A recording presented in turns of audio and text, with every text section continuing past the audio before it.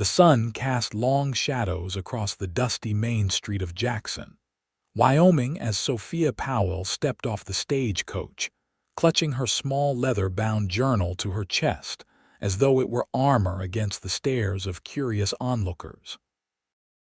The year was 1875, and this small frontier town would be her new home if she could survive the scrutiny of its inhabitants and the judgment of the man who had sent for her.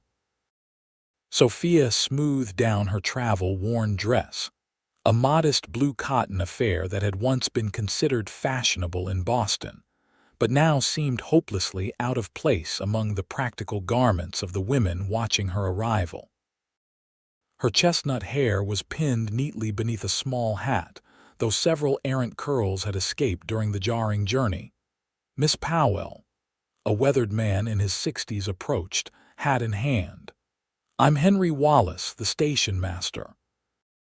Mr. Owens Blake sent word he'd be meeting you here, but he's been delayed at his ranch. There's been some trouble with the cattle." Sophia's heart sank. After 6 days of arduous travel, the prospect of being stranded in an unfamiliar town was disheartening. "I see. Is there somewhere I might wait for him? A respectable establishment, perhaps?" Henry's eyebrows rose slightly at her formal diction and precise enunciation. "The Silver Dollar serves meals. Not fancy like you might be used to, but the food's honest." He gestured down the street to a 2-story building with a wide porch. "Thank you, sir. That would be most acceptable."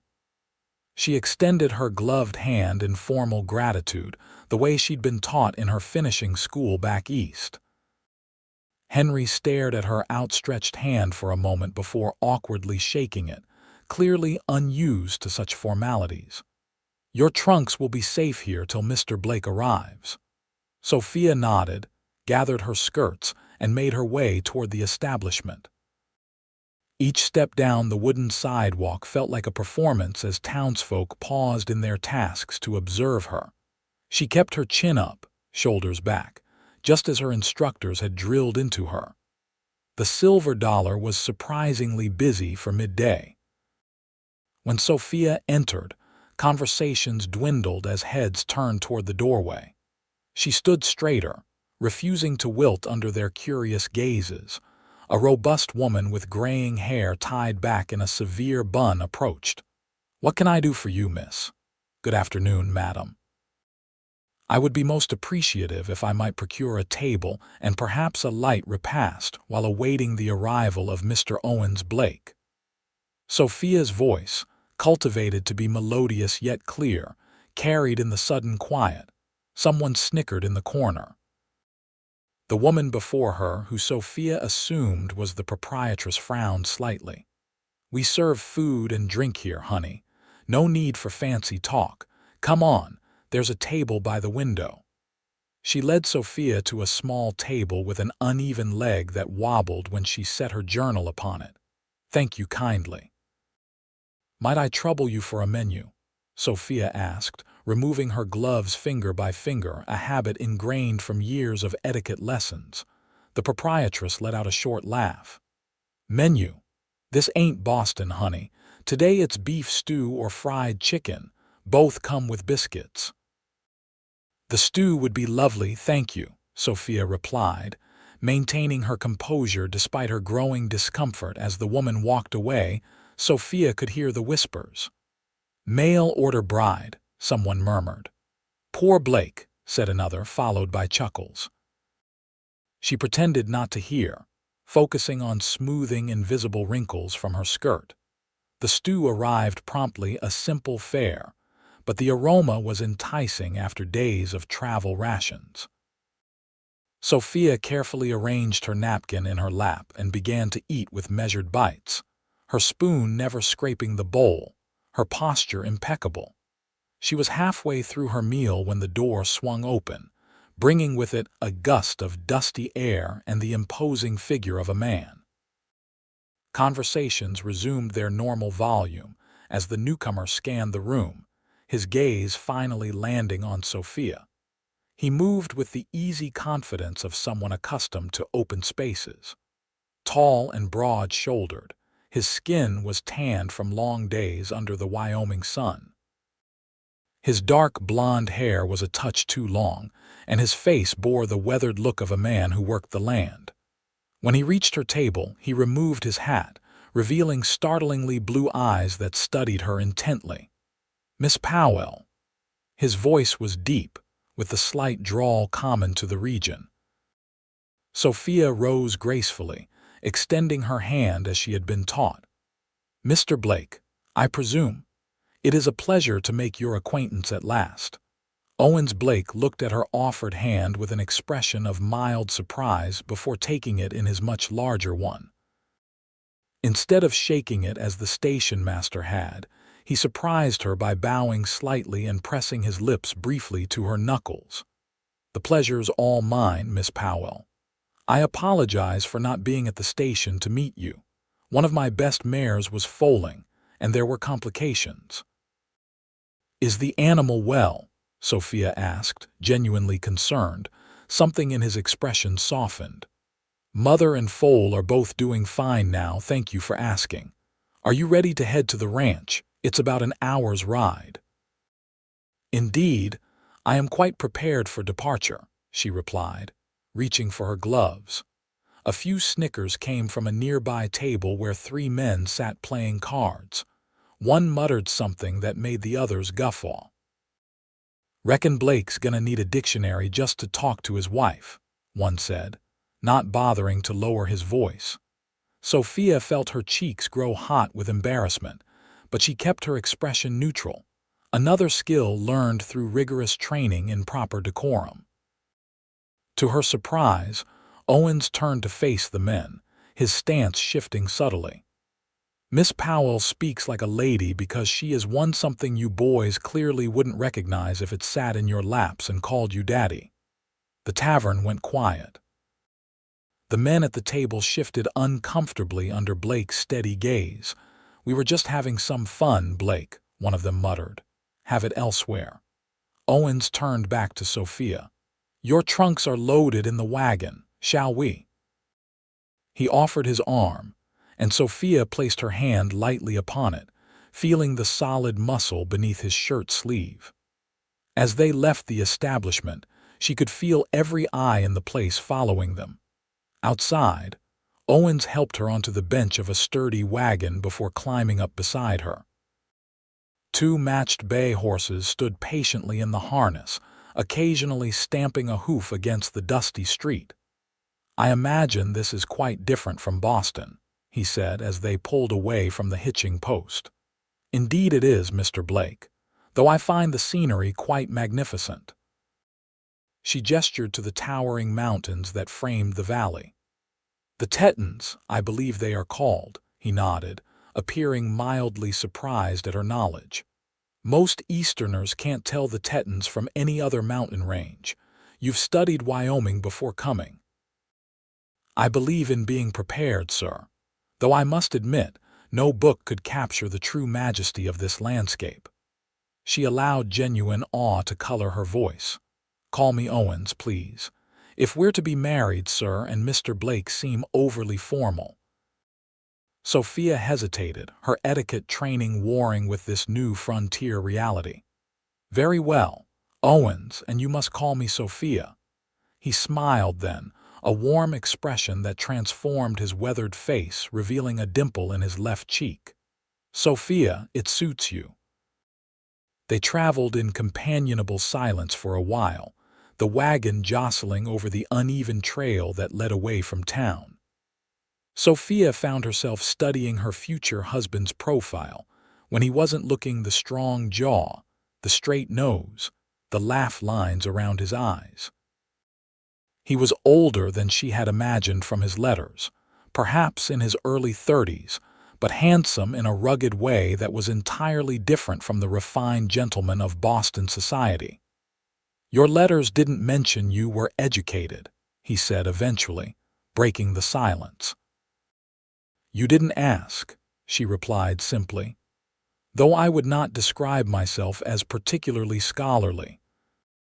I attended Miss Harrington's school for young ladies, where we were instructed in proper deportment. conversation, household management, literature, music, and the rudiments of mathematics and sciences. It was considered preparation for marriage rather than true education. "Sounds plenty educational to me," Owens remarked.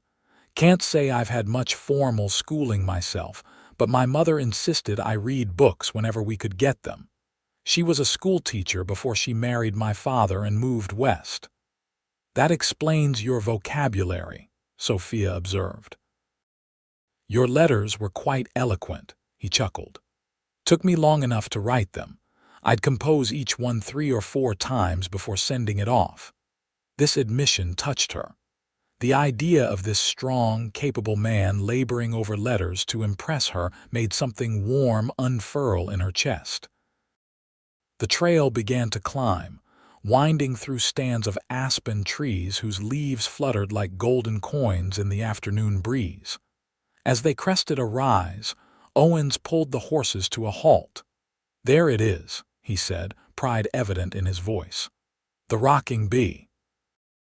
Below them stretched a broad valley, bisected by a meandering creek lined with cottonwoods.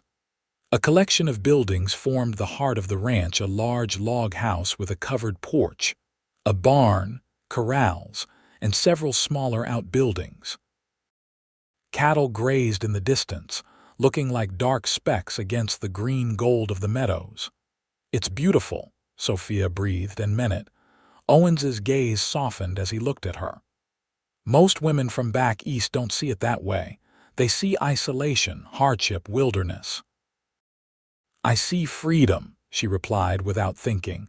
Something shifted in his expression then, an assessing look giving way to genuine warmth. "You surprise me, Sophia Powell." "I hope pleasantly so," she replied with a small smile. "Very much so."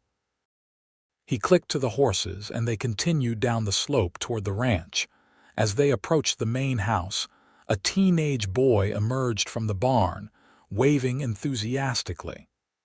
"That's Daniel, my ranch hand son," Owens explained. "He helps with chores when he's not in school." Daniel ran to meet the wagon, his freckled face alight with curiosity. "This her, Mr. Blake, your mail-order bride." Sophia felt her cheeks warm at the blunt description. "Daniel, mind your manners," Owens chided gently. "This is Miss Sophia Powell, who has graciously agreed to become my wife." "Sophia, this is Daniel Turner." "It is a pleasure to make your acquaintance, Daniel," Sophia said with a polite nod. The boy gaped at her refined speech, then broke into a grin. "You talk just like those ladies in the books Mrs. Henderson reads to us at school. Are all Boston ladies like that?" "Daniel," Owens warned, but Sophia laughed, a genuine sound that surprised even herself after the strain of the day. "Perhaps not all, but many aspire to such precision. It was drilled into us at finishing school, you see. Proper elocution was considered the mark of a well-bred young woman." Daniel looked bemused. "I don't know what elocution means, but you sure do sound fancy." "It means how I speak," Sophia explained kindly. "The pronunciation and manner of my speech." "Huh, well, it's real pretty, Miss Powell." "Thank you, Daniel, that's very kind." As Owens helped her down from the wagon, a woman emerged from the house, wiping her hands on an apron. She was middle-aged, with gray-streaked dark hair pulled back in a practical bun. "Miss Powell, this is Mrs. Martha Turner, Daniel's mother. She helps keep the house in order and does the cooking." "Martha, this is Miss Sophia Powell." "Pleased to meet you, madam," Martha said, eyeing Sophia with open curiosity. "Mr. Blake's told us a fair bit about you from your letters." "The pleasure is mine, Mrs. Turner," Sophia replied with a small curtsy that felt natural to her, but caused Martha's eyebrows to rise in surprise. "Well now, there's no need for such formalities here," Martha said, looking somewhat flustered. "Come inside, you must be exhausted from your journey. I've prepared the guest room for you until the wedding." The interior of the house was surprisingly spacious and well appointed. The main room featured a large stone fireplace, comfortable-looking furniture, and bookshelves filled with volumes that made Sophia's heart leap with pleasure. The floors were wooden but softened with hand-woven rugs, and the windows were larger than she had expected, allowing for ample natural light. "This is lovely," Sophia commented, genuinely impressed. "Your home is most welcoming." "Our home soon enough," Owens corrected gently. "The wedding's set for Saturday, if that still suits you. The minister comes through town every other week, and I didn't want to make you wait a fortnight." Saturday was just 3 days away. Sophia felt a flutter of nerves but nodded her agreement. "That arrangement is perfectly acceptable." Martha showed her to the guest room, a pleasant chamber with a brass bed, a dresser with a mirror, and a washstand. A window overlooked a garden that, though past its summer prime, still showed evidence of careful tending. "Mr. Blake had me put some wildflowers in here to welcome you," Martha said, gesturing to a blue ceramic pitcher filled with late summer blooms.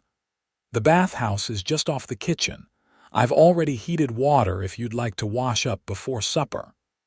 "Thank you, Mrs. Turner. Your thoughtfulness is greatly appreciated." Sophia removed her hat and placed it carefully on the dresser. Martha lingered in the doorway, clearly curious.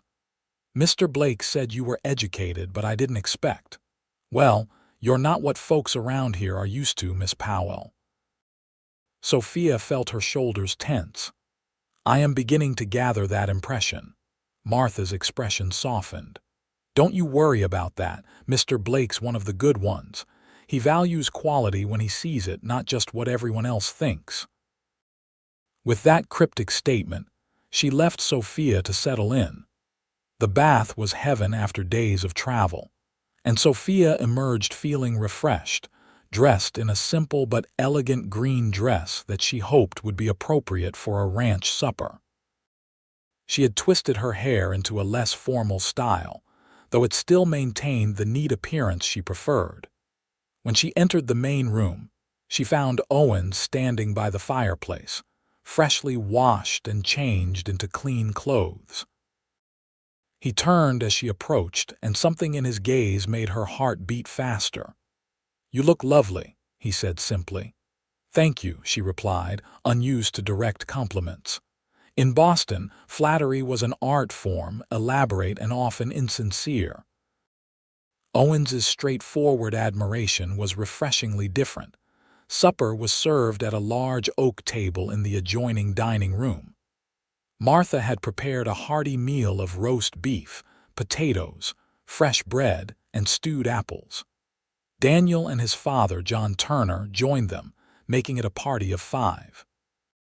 Sophia waited until everyone was seated before unfolding her napkin and placing it in her lap. She noticed the others watching her as she did so, but she couldn't help her ingrained habits. "So, Miss Powell," John Turner began as he passed the potatoes, "what brings a Boston lady all the way out to Wyoming territory must be quite the change for you." "Indeed it is, Mr. Turner," Sophia acknowledged. "As for my motivations, I found myself at a crossroads in my life. My parents passed away last year, leaving me with few options in Boston society. Mr. Blake's advertisement offered an opportunity for a new beginning in what sounded like a magnificent landscape." "My condolences about your parents," John said, looking slightly abashed at having prompted such a personal revelation. "Thank you. They were good people who wished for my happiness. I believe they would approve of this new chapter in my life." "Did you have no other family back east?" Martha asked, passing the bread. Sophia hesitated, then decided honesty was best. "A cousin offered to take me in, but his terms were unacceptable." Owens's eyes sharpened. "What terms?" "He proposed marriage," Sophia said carefully. "It would have been a union of convenience for him, as he would have gained control of what modest inheritance my parents left me. I declined his offer." "Smart girl," Martha declared. "A loveless marriage is a prison sentence." Martha, John cautioned, with a pointed look at Owens and Sophia, whose own marriage arrangement might be considered similar. Sophia smiled slightly. I quite agree with Mrs. Turner's assessment. While Mr. Blake and I may not yet know each other well, our correspondence suggested potential compatibility and mutual respect. My cousin, I fear, offered neither. Owens looked pleased by this distinction.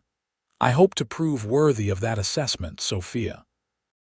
The conversation turned to ranch matters, then the condition of the cattle, preparations for winter, the new foal born that morning. Sophia listened attentively, asking questions that revealed her genuine interest and surprising the Turners with her quick understanding. After supper, Daniel was sent to do his homework, and the Turners retired to their cabin near the barn, leaving Sophia and Owens alone in the main house. "Would you care to sit by the fire?" Owens asked, gesturing to the comfortable chairs near the hearth. "The evenings get cool here, even in September." Sophia nodded, settling into one of the chairs while Owens added another log to the fire. The flames cast a warm glow across the room, creating an intimate atmosphere that made her suddenly aware of their solitude. "I should apologize for the reception you received in town," Owens said, taking the chair opposite hers. "Wyoming isn't known for its refinement." "There is no need for apology. Different regions have different customs and expectations. I am the newcomer. It is incumbent upon me to adapt." Owens leaned forward, his expression earnest. "Not entirely. They could stand to learn a thing or two about respect and manners themselves." Sophia smiled, touched by his defense. "Perhaps we shall meet in the middle then. I'd like that." He paused, studying her face in the firelight. "May I ask you something, Sophia?" "Of course." "Your letters were well written but revealed little about your personal hopes and dreams. What do you truly want from this marriage, from life out here?" The directness of the question took her aback. In Boston society, such frankness would be considered impolite, yet she found it refreshing.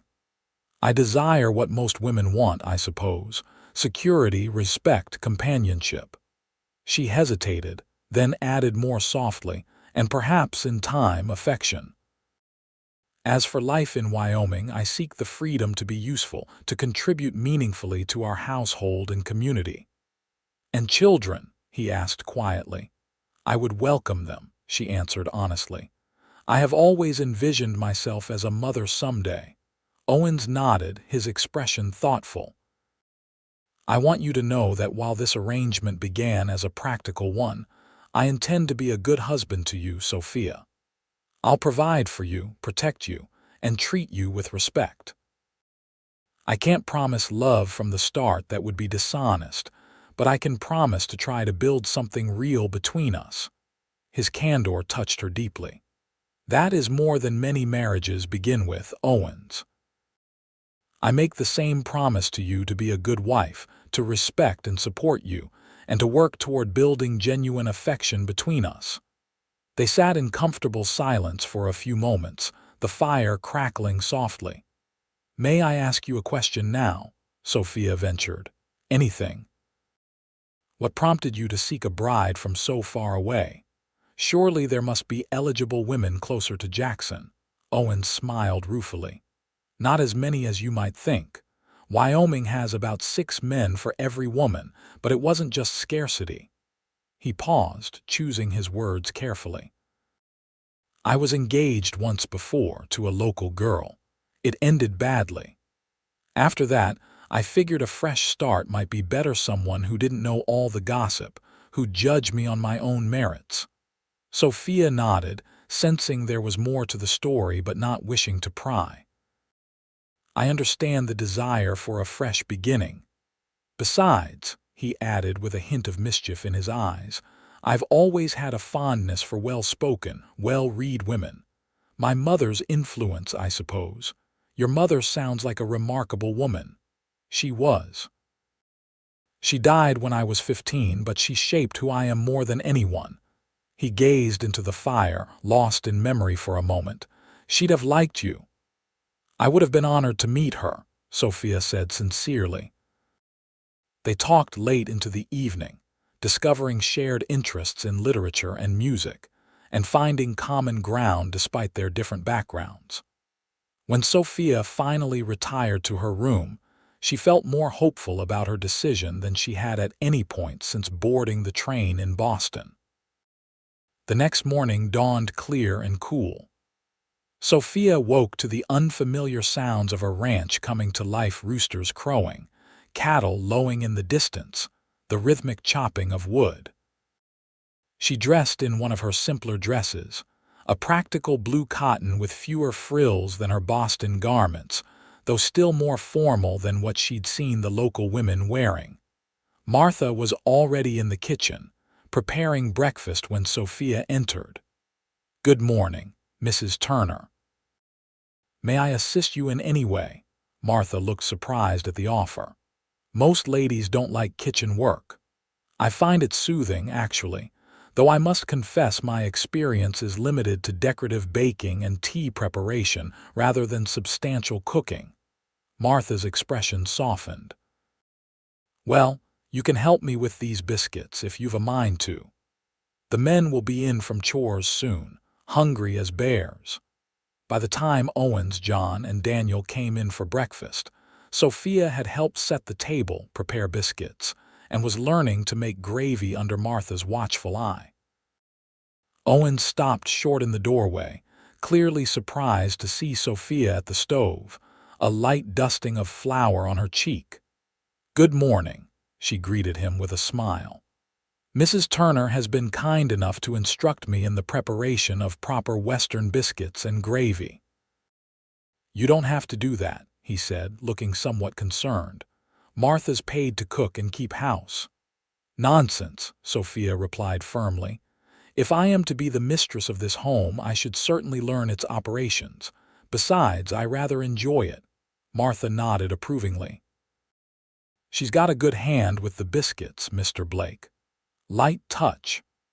Breakfast was a lively affair, with Daniel regaling them with tales of his adventures at school and John discussing the day's ranch work with Owens. Sophia found herself drawn into their easy camaraderie, relaxing into a less formal manner of speech than was her habit. After the meal, Owens asked if she would like a tour of the ranch. "I would be delighted," she replied, genuinely eager to see more of what would soon be her home. They began with the barn, where Owens showed her the new foal, a spindly-legged chestnut with a white blaze down its face. Sophia was charmed by the creature's innocence and energy. "She's beautiful," she said, carefully extending her hand for the foal to sniff. "Have you named her yet?" "I thought I'd leave that to you," Owens replied, watching her interaction with the animals with evident pleasure. Sophia considered for a moment. "Aurora, perhaps. She was born at dawn, you said, and her coat reminds me of the sunrise." "Aurora," Owens tested the name. "It suits her." From the barn, they walked to the corrals where several cowboys were working with horses. Owens introduced her to each man, and Sophia noted how they respected him without fear, the mark of a good employer in her estimation. They continued to the edge of the creek that ran through the property, where cottonwood trees provided welcome shade. Sophia removed her bonnet, letting the gentle breeze cool her face. "This is truly paradise, Owens. You've built something magnificent here." "Not just me," he said modestly. "My father started the ranch. I've expanded it some, but the real work is done by good men like John Turner and the rest of the hands. Nevertheless, they follow your lead. That speaks volumes about your character." She turned to face him directly. "I want you to know that I am grateful for this opportunity, and I intend to contribute to the ranch's success in whatever ways I can." Owens studied her face, his expression thoughtful. "Most women I've known would consider running the household contribution enough." "I shall certainly do that," Sophia assured him. but I hope in time to learn more about the operations of the ranch as well. My father was a businessman in Boston, and he often discussed his enterprises with me. I developed quite an interest in financial matters." Owens's eyebrows rose in surprise. "That's not a common interest for a young lady." "Perhaps not, but it is mine nonetheless. I understand if you prefer to keep such matters private." "No," he interrupted. "I think it's wonderful. My mother kept the ranch books until she passed." "My father never had a head for figures," he smiled. "If you're interested, I'd welcome your assistance. The accounts have been a bit neglected since I took over." Sophia returned his smile, pleased by his openness. "I would be happy to help organize them." They spent the rest of the morning exploring the ranch, with Owens explaining the seasonal cycle of ranching life: the calving in spring, summer grazing, fall roundup, and the challenges of Wyoming winters. Sophia listened attentively, asking questions that revealed her quick intelligence and genuine interest. By midday, they had returned to the house for dinner, the substantial midday meal that was the ranch's custom. As they approached the porch, they saw a buggy coming down the road toward the ranch house. "Were you expecting visitors?" Sophia asked. Owens frowned slightly. "No, but that looks like Harriet Wilson's rig. She's the minister's wife." The buggy drew up to the house, and a plump woman in her 50s descended with the assistance of the young man who had driven her. She was dressed in a severe black dress with a white lace collar, her gray streaked hair pulled back in a tight bun beneath a small hat. "Mrs. Wilson," Owens greeted her, stepping forward. "This is an unexpected pleasure." "Mr. Blake," she nodded, her expression unreadable. Her gaze shifted to Sophia. "And this must be your bride-to-be." "Yes, this is Miss Sophia Powell, recently arrived from Boston. Sophia, this is Mrs. Harriet Wilson, wife of Reverend Wilson." "It is a pleasure to make your acquaintance, Mrs. Wilson," Sophia said with a polite curtsy. Mrs. Wilson's eyebrows rose fractionally. "Likewise, Miss Powell." She turned back to Owens. "I've come regarding the wedding. There's been some discussion in town." Owens's expression hardened slightly. "What kind of discussion?" "Perhaps we might speak privately," Mrs. Wilson suggested with a pointed glance at Sophia. "Anything concerning my future wife concerns her as well," Owens said firmly. "Please come inside. Martha will have dinner ready soon, and you're welcome to join us." Mrs. Wilson hesitated, then nodded. "Very well." Inside, they settled in the main room. Martha, sensing tension, busied herself in the kitchen but kept the door ajar, clearly listening. "Now," Owens said once they were seated, "what's this about town discussions?" Mrs. Wilson straightened her already rigid posture. "Several prominent citizens have expressed concern about the hasty nature of your wedding plans. Miss Powell only arrived yesterday, and the ceremony is set for Saturday. There's a feeling that perhaps more time would be appropriate for acquaintance." "Whose concern is this exactly?" Owens asked, his voice deceptively calm. "Mrs. Henderson, for one. As the school teacher, she feels it sets a poor example for the young ladies of Jackson to see such rushed arrangements. And Mr. Patterson at the bank mentioned, with all due respect, Mrs. Wilson," Sophia interjected, her voice firm despite her racing heart. "My reputation and Mr. Blake's decision to marry are not matters for public debate. We have corresponded for 6 months and made our arrangements in good faith." Mrs. Wilson looked taken aback at being interrupted. "Well, I never, furthermore," Sophia continued, drawing on years of social training to maintain her composure, "I fail to see how our marriage could possibly set a poor example. We are both adults making a considered decision. Would the town prefer I stay unchaperoned at the hotel until some arbitrary waiting period has passed?" Owens's lips twitched, though whether in amusement or annoyance was unclear. The concern, Miss Powell, Mrs. Wilson said stiffly, is not merely timing but compatibility. You come from a very different world than ours. Your manner of speech, your deportment, these things have been noted. There are doubts about your ability to adapt to frontier life. Sophia felt her cheeks grow warm with humiliation and anger, but she kept her voice steady. Mrs. Wilson, I appreciate your concern for Mr. Blake's welfare.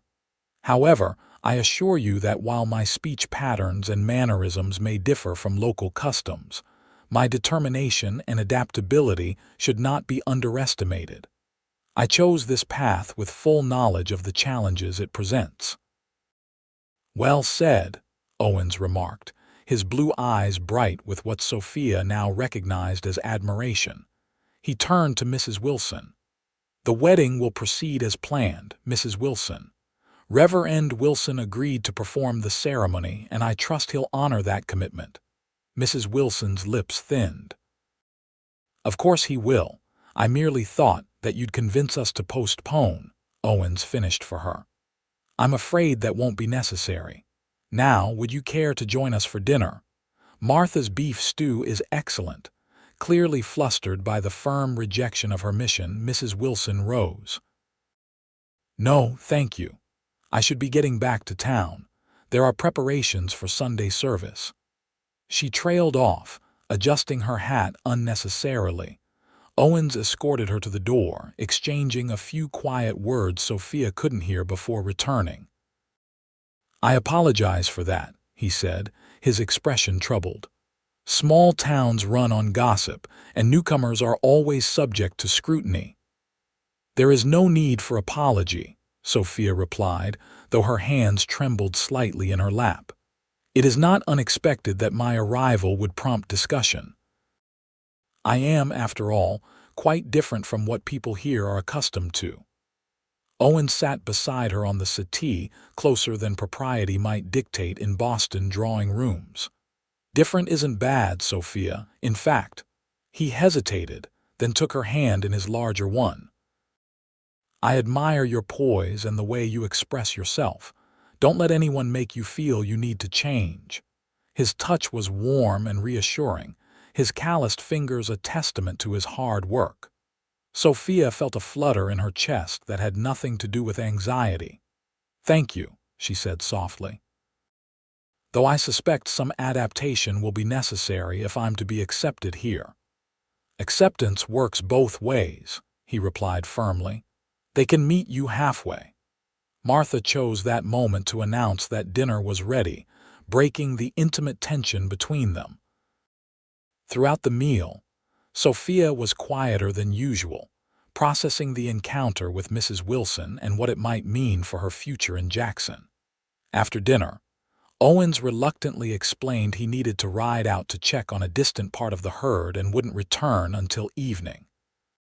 Sophia assured him she would be fine and planned to use the afternoon to unpack her trunks, which had been brought to her room. As she arranged her belongings in the guest room, which would soon be replaced by the master bedroom, she would share with Owens after their wedding. Sophia reflected on Mrs. Wilson's visit. The woman's concerns weren't entirely misplaced. Sophia was indeed very different from the women of Jackson. Her refined manners and formal speech, products of years of careful training, were clearly viewed as affectations or even pretensions by the locals. She was hanging a dress in the wardrobe when Martha knocked on the open door. May I come in, Miss Powell? I thought you might like some tea. That would be lovely, Mrs. Turner. Please enter. Martha set a tray on the small table by the window and poured 2 cups of tea. It was a simple service, not the elaborate ritual Sophia was accustomed to, but the thoughtfulness of the gesture touched her. I couldn't help overhearing that which Harriet Wilson earlier, Martha said without preamble. Don't you pay her no mind. She thinks she runs this town because her husband's the preacher. Sophia smiled at the blunt assessment. Thank you for your support, Mrs. Turner. I confess, I am concerned about integrating into the community if first impressions are so negative." Martha waved a dismissive hand. "First impressions can be overcome. It's not just your fancy ways that have tongues wagging, though. There's history there you should know about." "History?"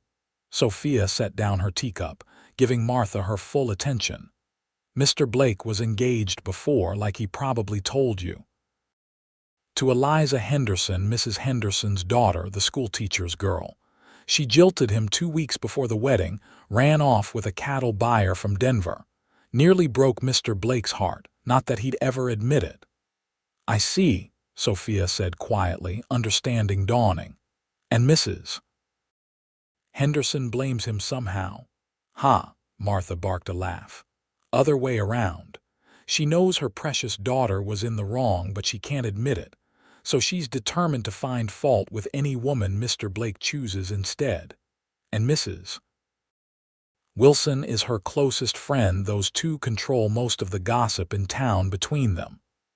So my reception in town was predetermined, regardless of my behavior," Sophia mused. "Pretty much. Though your fancy Eastern ways did give them extra ammunition," Martha added with surprising candor. "Not that there's anything wrong with having proper manners, mind you. It's just different from what folks are used to here." Sophia sipped her tea thoughtfully. "Mrs. Turner, may I ask your honest opinion? You believe I will be able to find acceptance here eventually?" Martha studied her for a long moment. "I think you will with those who matter. Mr. Blake already thinks the world of you. I can see it in how he looks at you. As for the rest," she shrugged, "win over the right people and the others will follow or at least hold their tongues. Start with the children. If they like you, their parents will come around." "The children," Sophia repeated, intrigued by this strategy. "Daniel already thinks you're something special with your fine way of speaking and your interest in his schoolwork. The Henderson woman teaches all the children in town. If they bring home tales of the nice new Mrs. Blake, even she will have a hard time maintaining her grudge." Sophia nodded slowly, a plan forming in her mind. "Mrs. Turner, you are remarkably insightful. Thank you for this advice." Martha looked pleased. "Just Martha, please. If we're going to be working together in this house, all that Mrs. Turner business will get tiresome fast." "Then you must call me Sophia," she replied with a warm smile. "And I hope we will be friends as well as colleagues." "I'd like that," Martha said, refilling their teacups. "Now, tell me about those fancy dresses you're unpacking. I've never seen such fine fabrics." The two women spent a pleasant hour discussing Sophia's wardrobe and Boston fashions. By the time Martha left to start supper preparations, Sophia felt she had made her first true ally in Wyoming. That evening, when Owens returned from his ride, Sophia was waiting on the porch, wrapped in a shawl against the cooling air. He dismounted with the easy grace of a man who had spent most of his life on horseback and handed the reins to Daniel, who had come from the barn to take the horse. "You're a sight for sore eyes," Owens said as he climbed the porch steps. "Everything all right here while I was gone?" "Perfectly fine," Sophia assured him. "Martha and I had a lovely chat and I've finished unpacking my belongings." "Good." He hesitated, then asked, "You're still certain about Saturday? After Mrs. Wilson's visit, I'd understand if you wanted more time." Sophia met his gaze steadily. "I am quite certain, Owens. Unless you have doubts." "None," he replied immediately.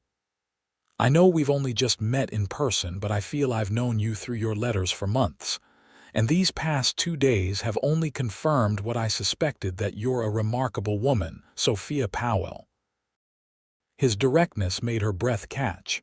"You are too kind." "Not kind. Honest." He stepped closer, close enough that she could smell the leather and sunshine scent of him. "May I ask something rather forward?" She nodded, not trusting her voice. "May I kiss you?" "I know we're not yet wed, but yes," she whispered, surprising herself with her eagerness. Owens cupped her face gently in his hands, as though she were something precious and delicate. He lowered his mouth to hers in a kiss that started soft and questioning but quickly deepened as Sophia responded. Her hands came up to rest on his chest, feeling the strong beat of his heart through his shirt. When they finally broke apart, both were breathing faster.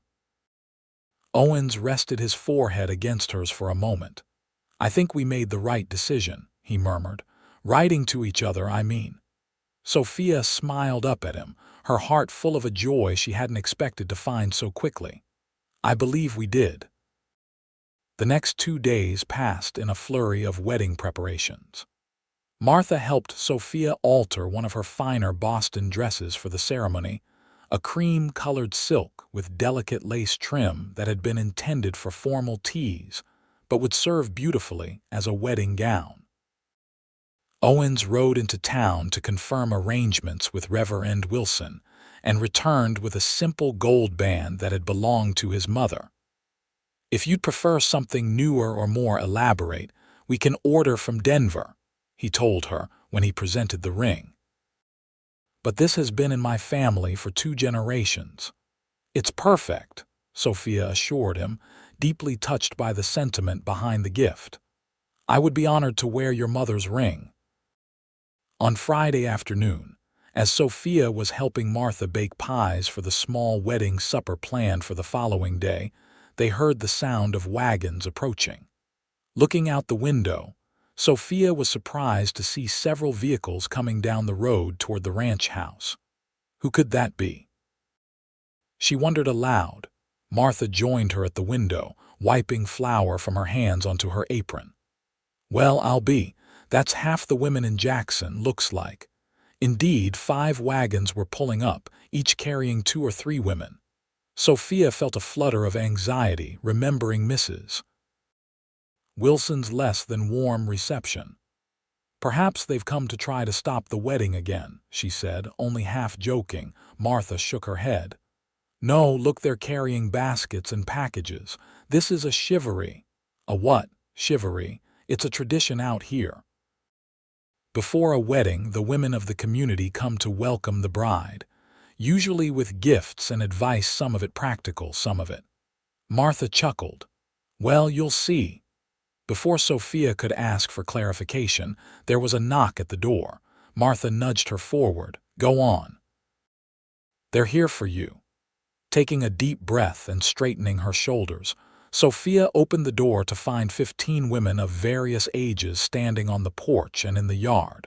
At the front was a tall, handsome woman in her 30s with kind eyes that immediately put Sophia at ease. "Miss Powell. I'm Sarah Jenkins, the doctor's wife. We've come to welcome you to Jackson and to wish you joy on your wedding day." "That's very kind of you," Sophia replied, genuinely touched by the gesture. "Please come in." The women filed into the house, filling the main room with chatter and laughter. They brought gifts: handmade quilts, preserves, baked goods, and various household items that would be useful to a new bride. Even more valuable was the obvious goodwill behind the offerings. "Mrs. Wilson told us you'd arrived," Sarah Jenkins explained as she helped arrange the gifts on the table. "She had some concerns, but Rebecca Miller here."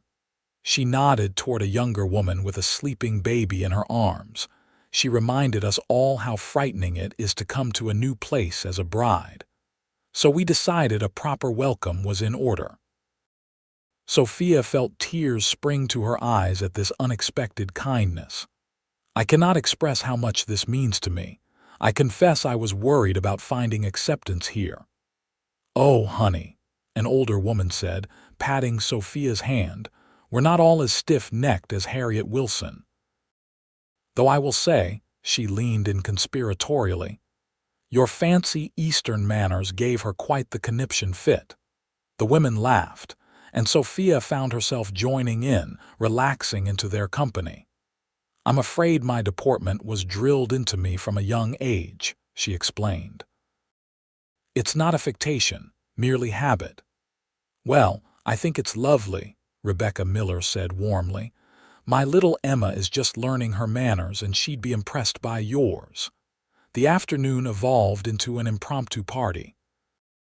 The women shared stories of their own weddings and marriages, offering advice both practical and personal. Sophia listened eagerly, asking questions that revealed her genuine desire to learn about life in their community. In turn, they asked about Boston and her journey west, showing real interest in her experiences. By the time they departed as the sun was setting, Sophia had made several potential friends and felt a weight lift from her shoulders. The community might yet accept her, different as she was. Owens returned from working with the cattle to find the main room transformed by the gifts and Sophia glowing with happiness. "What's all this?" he asked, surveying the bounty. "The ladies of Jackson came to welcome me," Sophia explained, still somewhat amazed by the turn of events. "They brought wedding gifts and so much kindness." Owens smiled, clearly pleased. "I'm glad. I told you they'd come around once they got to know you."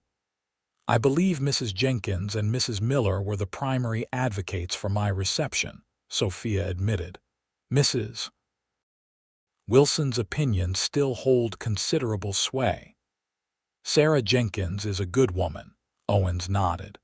"Her husband delivered most of the children in this county, including me. And Rebecca Miller's husband runs the general store, a fair man who doesn't gouge prices like some would. They invited me to join the Ladies' Aid Society after the wedding," Sophia said.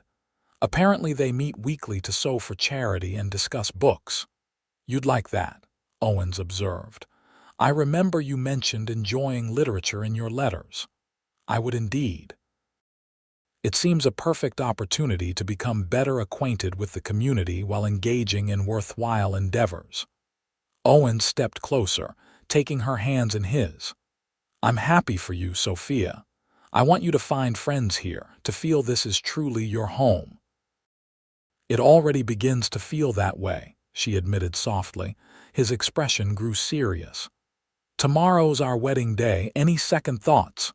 "None whatsoever," she assured him, squeezing his hands. "And you?" "Only thoughts about how lucky I am," he replied, bringing her fingers to his lips and pressing a kiss to her knuckles. "I can't wait to make you my wife." The simple sincerity of his words warmed her from within. This was not the marriage she had once envisioned as a young girl in Boston.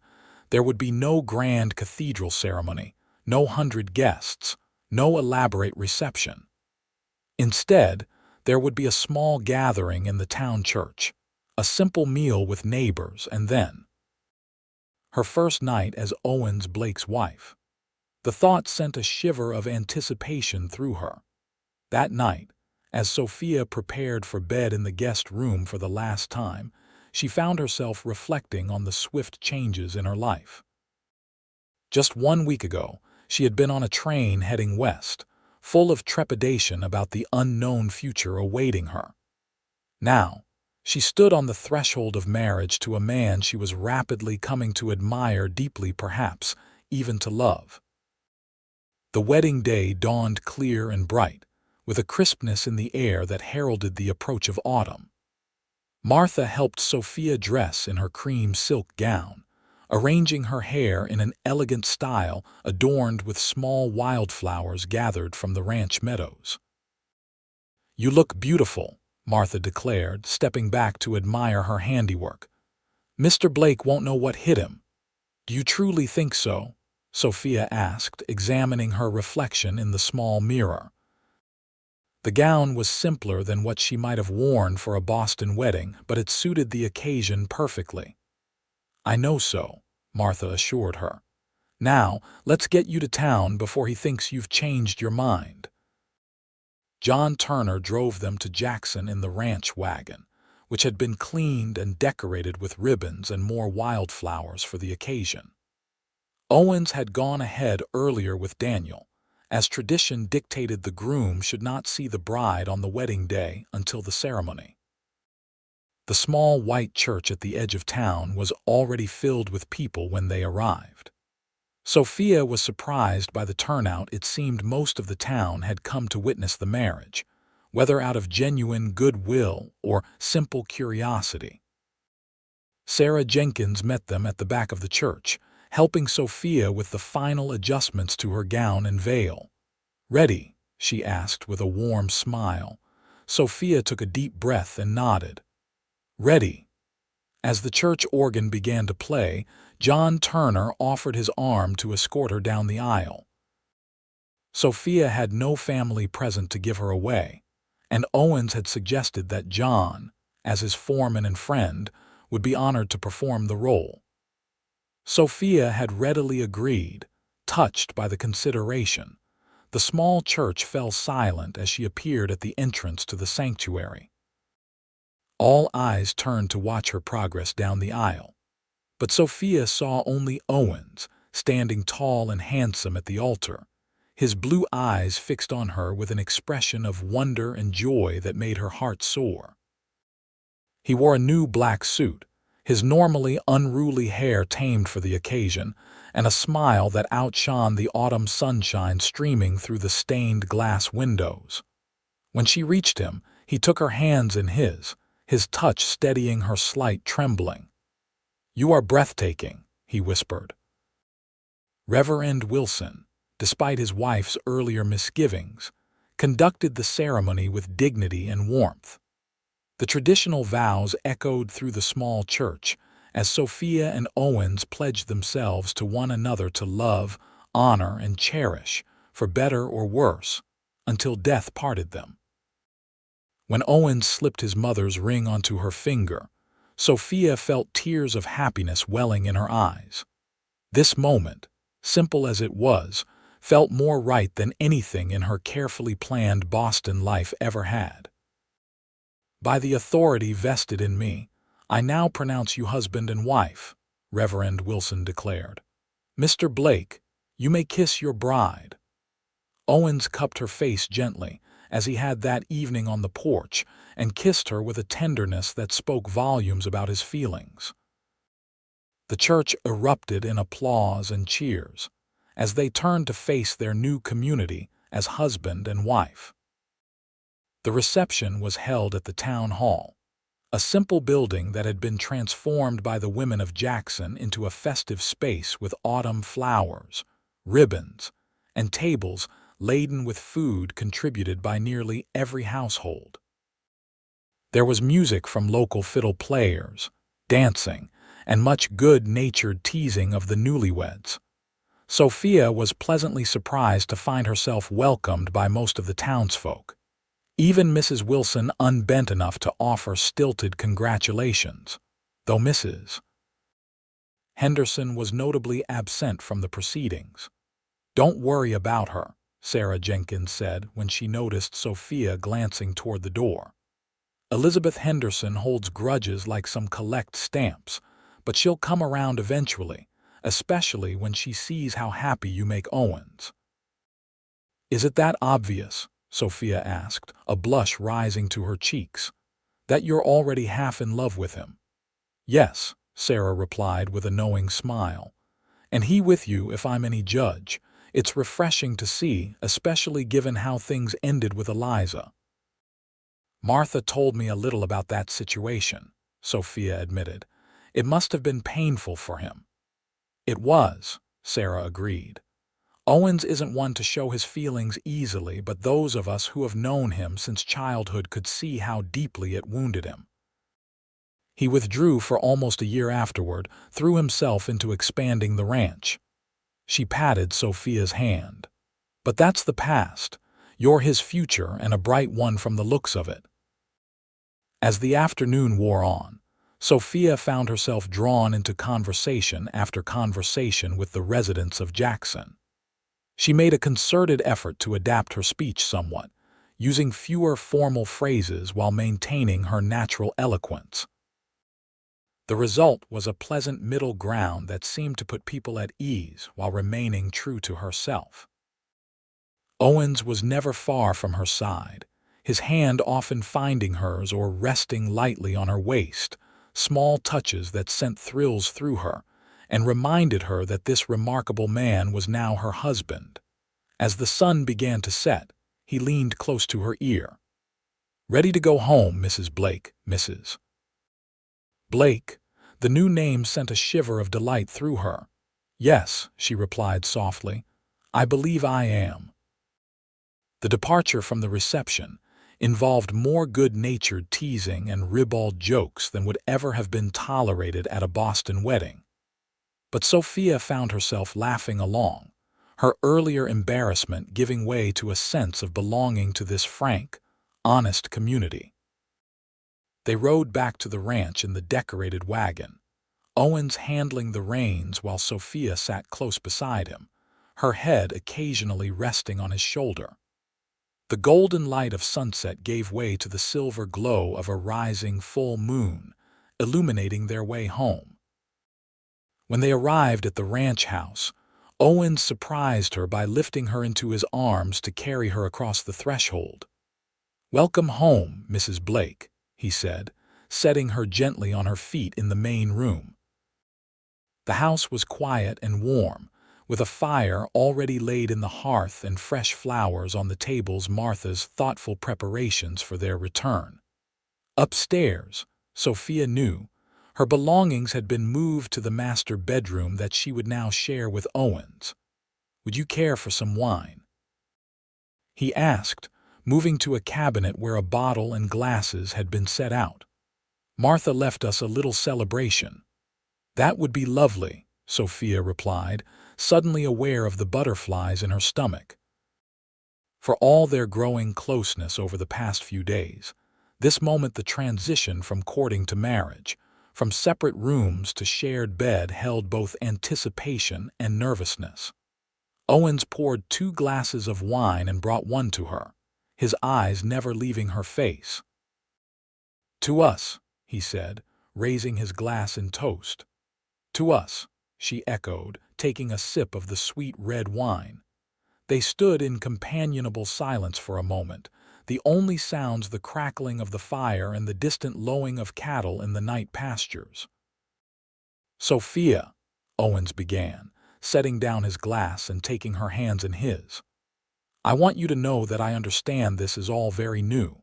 We've only just met in person a few days ago, despite our letters.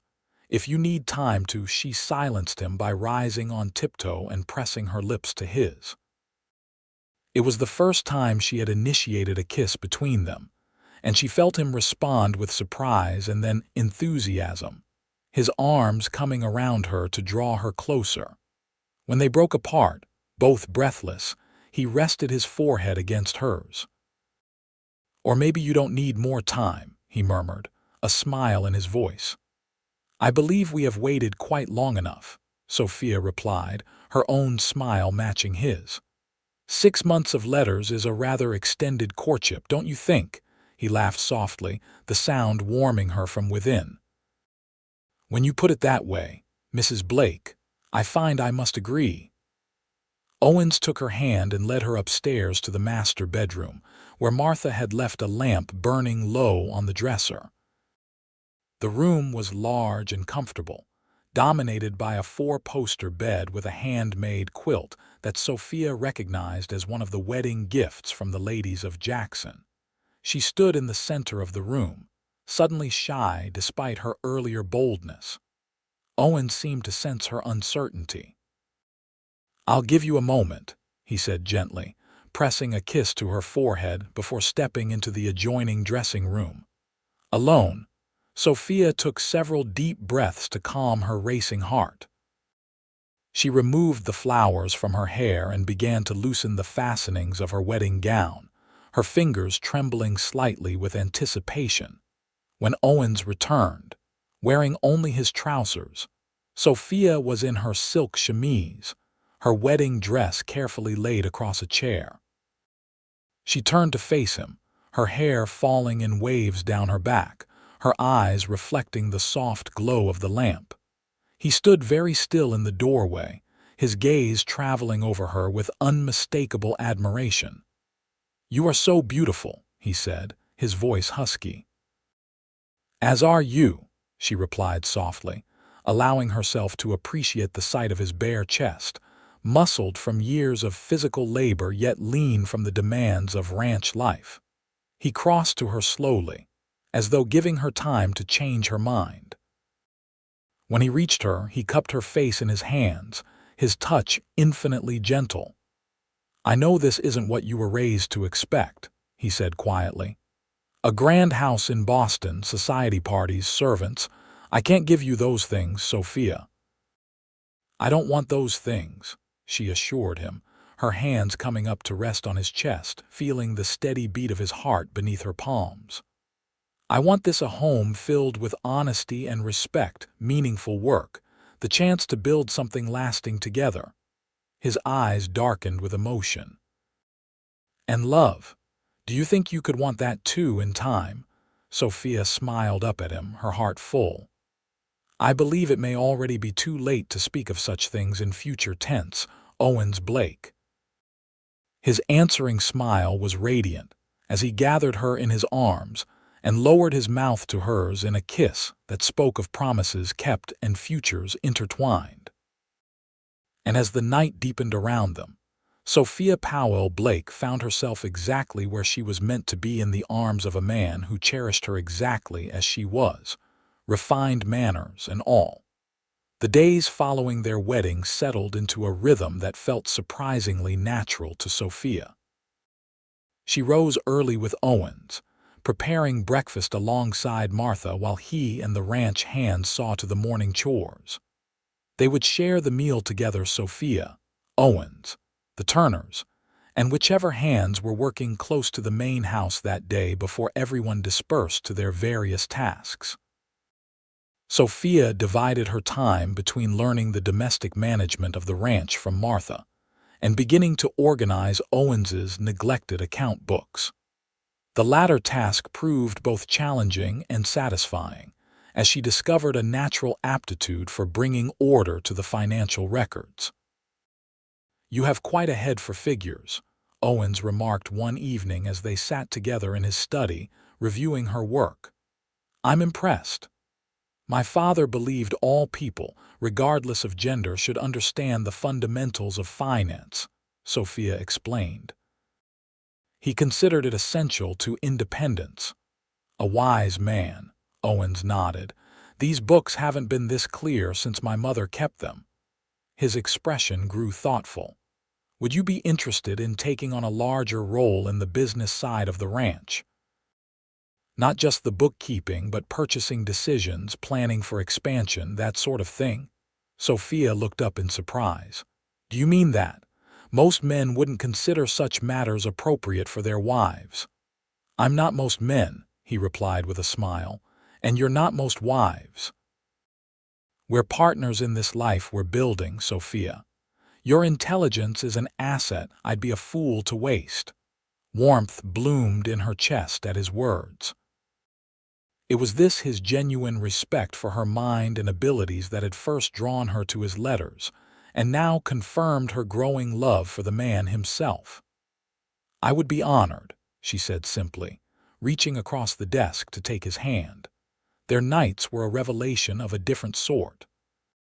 Owens proved to be as considerate and attentive a lover as he was a husband, patient with Sophia's initial shyness and responsive to her growing confidence as they explored this new dimension of their relationship. Each night, they learned more about each other, building a physical intimacy that matched the emotional connection developing between them. In early October, nearly 3 weeks after their wedding, Sophia made her first solo trip into Jackson. Owens had been reluctant to let her go alone, concerned about the lingering negativity from certain townsfolk, but Sophia had insisted. "I must establish myself in the community on my own terms," she explained as she prepared for the outing. "Besides, I have been invited to the Ladies' Aid Society meeting, and Martha needs supplies from the general store. It's the perfect opportunity." Owens relented, though he insisted on having Daniel accompany her with the wagon. "He can see to the heavier purchases while you're at your meeting." The Ladies' Aid Society met in the church basement every Wednesday afternoon. When Sophia arrived, several women were already gathered, including Sarah Jenkins and Rebecca Miller, who greeted her warmly. Mrs. Blake. "We're so glad you could join us," Sarah said, leading her to a seat within the circle of women. "Thank you for the invitation," Sophia replied, removing her gloves and setting her sewing basket beside her chair. "I've been looking forward to it." Most of the women were friendly, eager to include Sophia in their conversations and activities. They were currently sewing quilts for families in need before the coming winter, a project Sophia enthusiastically joined. Her needlework, honed in finishing school, was precise and elegant, earning approving nods from the other ladies. Only Mrs. Wilson and two older women whose names Sophia didn't catch remained somewhat aloof, conversing quietly among themselves and occasionally casting glances in her direction. "Don't mind them," Rebecca whispered when she noticed Sophia's awareness of the scrutiny. "They'll warm up eventually. Harriet's just miffed that you didn't postpone the wedding as she suggested." "And the others?" Sophia asked quietly. "Mrs. Peterson and Mrs. Collins." "They follow Harriet's lead in everything, but they're harmless, really." As the afternoon progressed, conversation flowed from local news to the upcoming Harvest Festival, to the book the group had been reading, Little Women by Louisa May Alcott. Sophia, who had read the novel several times, found herself drawn into a lively discussion about the March sisters and their various virtues. "I've always admired Jo's spirit," she commented. "Her determination to forge her own path, even when it defied convention. An admiration that explains much about your own choices, Mrs. Blake," Mrs. Wilson observed, her tone making it unclear whether this was a compliment or criticism. Sophia met her gaze steadily. "Perhaps it does, Mrs. Wilson. Though I would like to think I possess some of Beth's kindness and Meg's sense of responsibility as well." Sarah Jenkins smiled approvingly. "Well said. We all contain multitudes, don't we? Speaking of which," she turned to the group at large, "I've been thinking about our contribution to the Harvest Festival. The men will have their shooting contests and horse races, but what might we organize?" The conversation turned to festival planning, with Sophia listening attentively and offering occasional suggestions. By the time the meeting ended, she felt she had made progress in establishing herself as a thoughtful contributor to the group, if not yet fully accepted by all its members. As she was gathering her belongings, Mrs. Henderson entered the church basement, presumably to collect something for her classroom above. The schoolteacher stopped short when she saw Sophia, her expression freezing into a mask of politeness. "Mrs. Blake," she acknowledged stiffly. "I trust you're settling into ranch life." "Indeed I am, Mrs. Henderson," Sophia replied with careful courtesy. "Everyone has been most welcoming." Mrs. Henderson's lips thinned slightly. "How fortunate for you." An uncomfortable silence fell between them, observed by the remaining ladies who were packing up their sewing projects. Sophia took a deep breath and decided to address the elephant in the room. "Mrs. Henderson, I understand there may be history that makes my presence in Jackson difficult for you.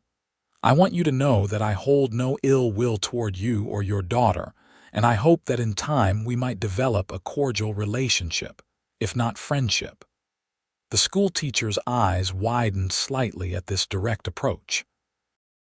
Several of the watching women exchanged glances, clearly impressed by Sophia's courage. "That's very forthright of you, Mrs. Blake," Mrs. Henderson finally said, her rigid posture softening almost imperceptibly.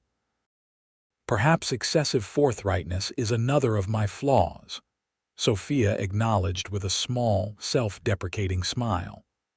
"Along with my formal manner of speech." To everyone's surprise, Mrs. Henderson's lips twitched in what might have been the ghost of a smile. Forthrightness is not always a flaw, Mrs. Blake, particularly in this part of the country.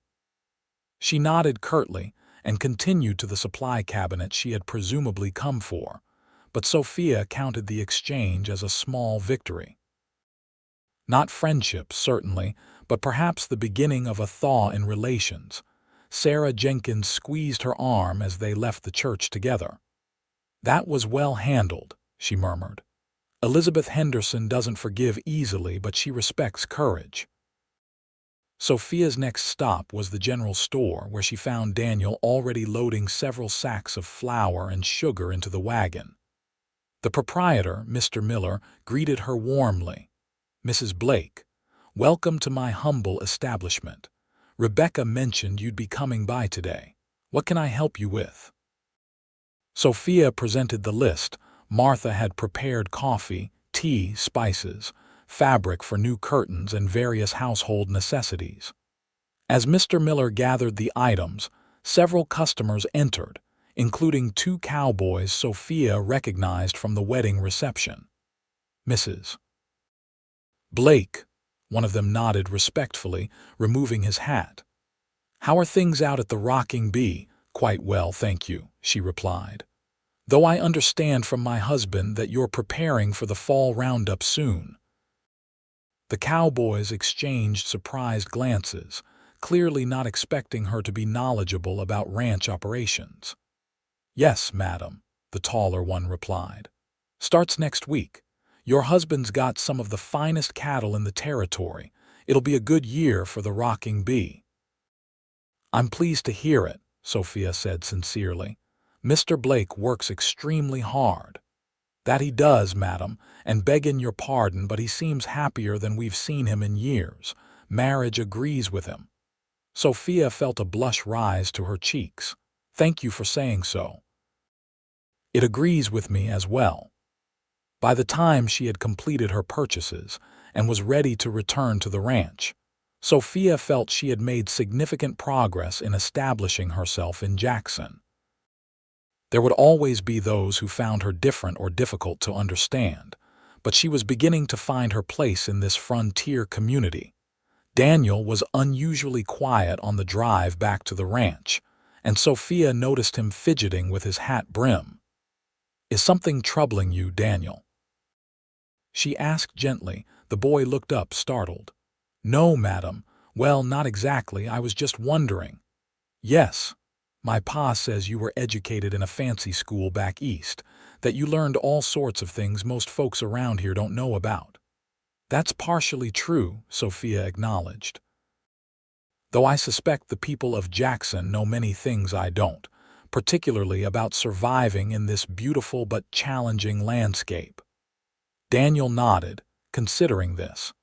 "Mrs. Henderson's a good teacher, but she doesn't know much about literature beyond what's in our readers. Pa says you have lots of books and know about poetry and such." "I do enjoy literature," Sophia confirmed, beginning to see where this conversation might be leading. "Would you?" Daniel hesitated, then rushed on. "Would you maybe be willing to teach me some of that? After my regular schoolwork's done, I mean. I aim to go to college someday, maybe become a lawyer, and Pa says I'll need more learning than Mrs. Henderson can provide." Sophia felt a rush of pleasure at the request. "I would be honored to help you, Daniel. Perhaps we could arrange for regular lessons at the ranch. 2 or 3 evenings a week." The boy's face lit up. "Really? You wouldn't mind?" "Not at all. In fact, I would enjoy it tremendously. We could begin with some of the classics, perhaps Shakespeare or Dickens." Daniel's enthusiasm was infectious, and by the time they reached the ranch, they had outlined a preliminary course of study that would complement his regular education while preparing him for higher learning.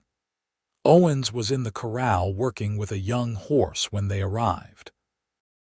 He handed the lead rope to one of the hands and came to help Sophia down from the wagon. "How was your day in town?" he asked, his eyes scanning her face as though checking for signs of distress. "Quite productive," she replied with a smile. The Ladies' Aid Society was most welcoming. I had a civil if brief exchange with Mrs. Henderson, and I've agreed to tutor Daniel in literature and advanced mathematics to help prepare him for university studies. Owens raised his eyebrows, looking from Sophia to Daniel with an impressed expression. You accomplished all that in one afternoon. Indeed. Oh, and I learned that the fall roundup begins next week and that according to your cowboys, marriage appears to agree with you. Her eyes twinkled mischievously. He laughed, a full, rich sound that warmed her heart. They're not wrong. He lowered his voice so only she could hear. Though they have no idea just how much it agrees with me. The intimate tone sent a pleasant shiver through her. 3 weeks of marriage had done nothing to diminish the attraction between them. If anything, it had deepened as they grew more comfortable with each other. I've missed you today, he continued, helping her gather her smaller purchases while Daniel and John Turner unloaded the heavier items. And I you, she admitted. Though I believe it was good for me to establish myself in town independently, he nodded, understanding in his eyes. You're building your own place here. I'm proud of you, Sophia. Those simple words meant more to her than any elaborate compliment. As they walked together toward the house, his hand resting lightly at the small of her back, Sophia reflected on how quickly this place had come to feel like home, not because of the buildings or the landscape, beautiful as they were, but because of the man beside her and the life they were creating together. That evening, after supper, Daniel approached them about beginning his lessons. Mrs. Blake said we could start with Shakespeare, he told Owens eagerly. She has a complete collection of his plays in those trunks she brought from Boston. That sounds like an excellent plan, Owens agreed. Though perhaps we should set up a proper study space for these lessons. The small room off the main hall has been used for storage, but it could be converted to a library and study. Sophia's eyes lit up at the suggestion. That would be wonderful. I've been wondering where to properly arrange my books. They're still in trunks because the bedroom shelves are already full with yours. Then it's settled, Owens declared.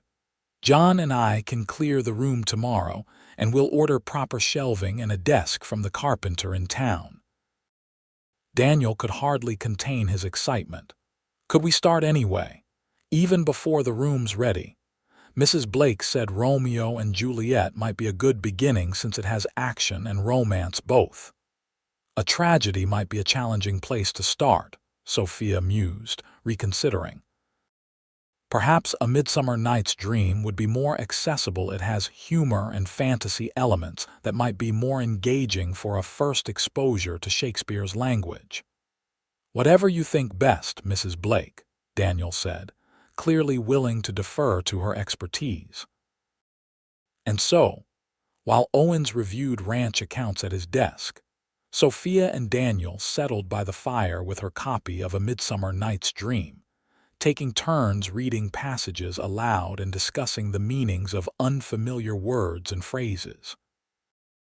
Watching them from across the room, Owens felt a surge of gratitude for the woman who had so bravely journeyed from her familiar world into his. Sophia had not only adapted to ranch life with remarkable grace, but was already enriching it with her knowledge, her organizational skills, and her generous spirit. The sight of her patiently guiding Daniel through Shakespeare's complex language, her face animated with enthusiasm, her formal speech patterns actually an asset in this context, made his heart swell with affection and pride. Later that night, as they lay together in the darkness of their bedroom, Sophia nestled against his side, her head on his shoulder. "Thank you," she said softly, her fingers tracing patterns on his chest. "For what?" "For seeing value in who I am, not trying to change me into someone else. For creating space for my books, my knowledge, my ways of speaking and being." Owens turned to face her, though he could only make out the barest outline of her features in the darkness. "Sophia, you don't need to thank me for that." Your intelligence, your grace, your precise way of expressing yourself, these are part of what drew me to you from your very first letter. Why would I want to change the very qualities I admire?" She was silent for a moment, and he felt a warm dampness against his shoulder that he realized must be tears. "What is it, love?" he asked gently, concerned. "Have I said something to upset you?" "No," she whispered. "Just the opposite. I'm overwhelmed by happiness. I never expected to find someone who would value me exactly as I am. In Boston, I was always too bookish, too serious, too precise in my speech. Even my parents, kind as they were, frequently reminded me to soften my manner, to be less forthright, more conventionally feminine." Owens stroked her hair, his heart aching at the thought of anyone making his remarkable wife feel she needed to be different. "Then Boston's loss is Wyoming's gain, Mrs. Blake, and mine most of all." He felt her smile against his shoulder. "I believe I am falling quite deeply in love with you, Owens Blake." "Believe? I'd hope you'd be certain by now," he teased gently. "Because I am absolutely, unequivocally in love with you, Sophia Blake." She raised herself on one elbow, finding his lips in the darkness for a kiss that quickly deepened, conversation giving way to the more primal language of touch and desire. The following weeks passed in a blur of activity as the ranch prepared for the fall roundup. Cowboys from neighboring ranches joined the Rocking Bee hands for the massive undertaking of gathering cattle from the summer pastures, counting, branding late calves, and separating those to be driven to market. Sophia found herself busy from dawn until dusk, helping Martha prepare meals for the hungry men, riding out with Owens to observe some of the work, and continuing her organization of the ranch accounts. In the evenings, despite her fatigue, she maintained her lessons with Daniel, who proved to be an eager and quick student. The small room off the main hall had been transformed into a cozy library and study, with built-in shelves for Sophia's books and a large desk where she and Daniel worked. By the time the roundup concluded in late October, with a successful cattle drive to the railway head at Cheyenne, Sophia felt fully integrated into the rhythm of ranch life. The hard work and purpose suited her far better than the idle social rounds of Boston society ever had. When Owens returned from Cheyenne with the proceeds from the cattle sale, he brought gifts for everyone: new boots for Daniel, a fine woolen shawl for Martha, tools for John, and for Sophia, a beautiful leather-bound journal and an ornate fountain pen. "I noticed you writing in your old journal almost every evening," he explained as she admired the gifts. "I thought you might appreciate a new one." "It's perfect," she assured him, deeply touched by his thoughtfulness. "I've been recording my observations of ranch life and Wyoming customs. Perhaps someday they might form the basis of a book." "A book?" Owens looked intrigued. "What sort of book?" Sophia hesitated, suddenly self-conscious. "Nothing significant, merely a personal account of adapting to frontier life from the perspective of an Eastern woman." "I doubt it would be of interest to many." "I think you're wrong," Owens said, his expression serious. "There are many women making similar journeys west. Your insights could be valuable to them and to those who wish to understand the female experience on the frontier." His immediate support warmed her heart. "Perhaps you're right. I shall continue my observations and see where they lead."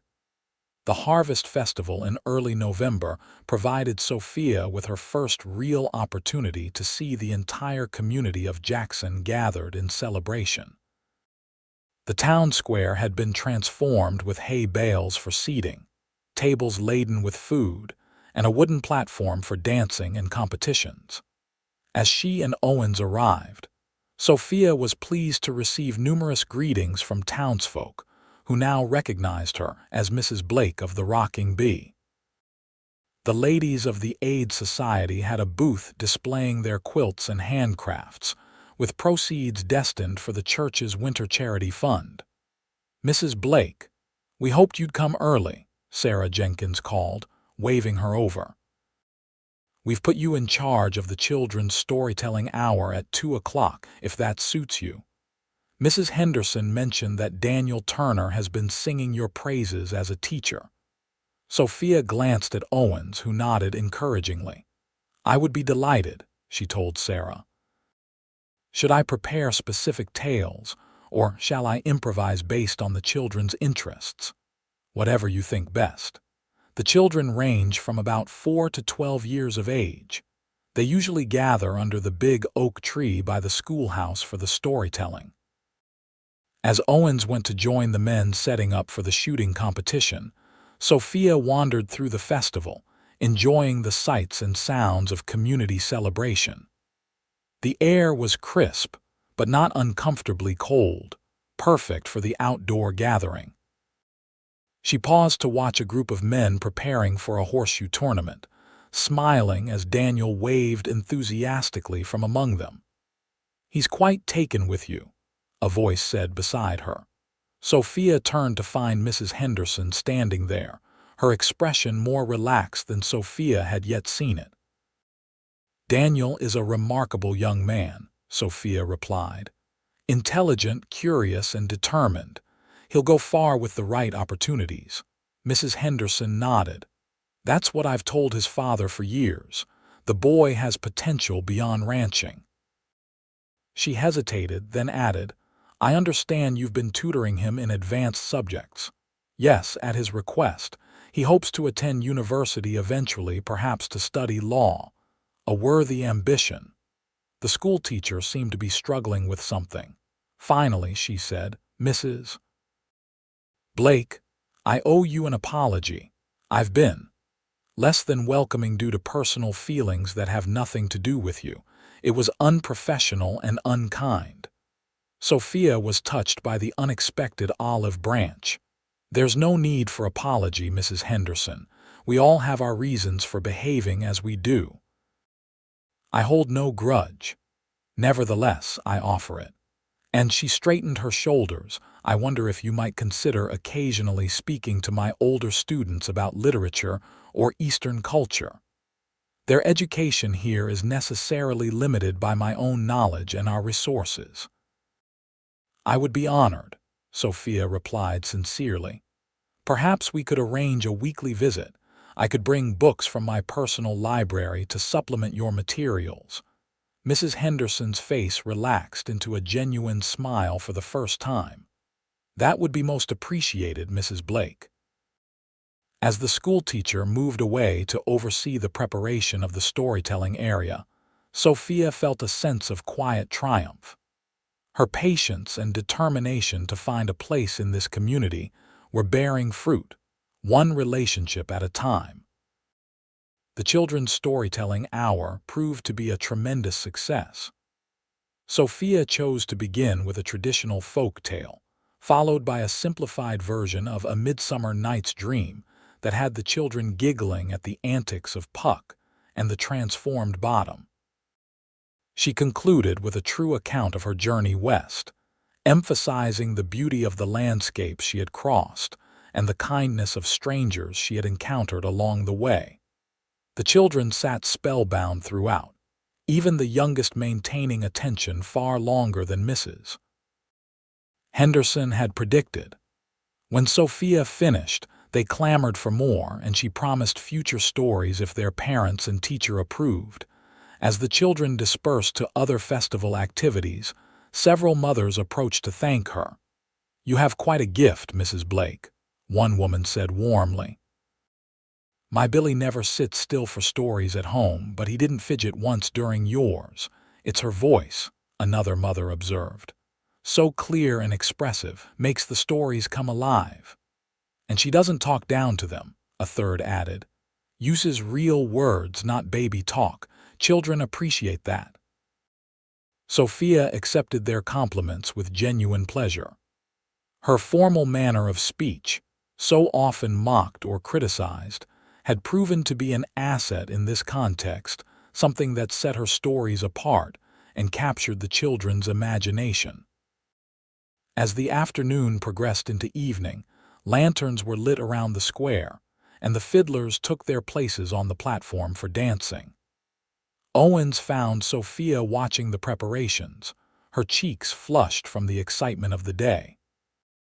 "I hear you were the most popular storyteller in Jackson's history," he said, taking her hand. "Mrs. Henderson was singing your praises to anyone who would listen."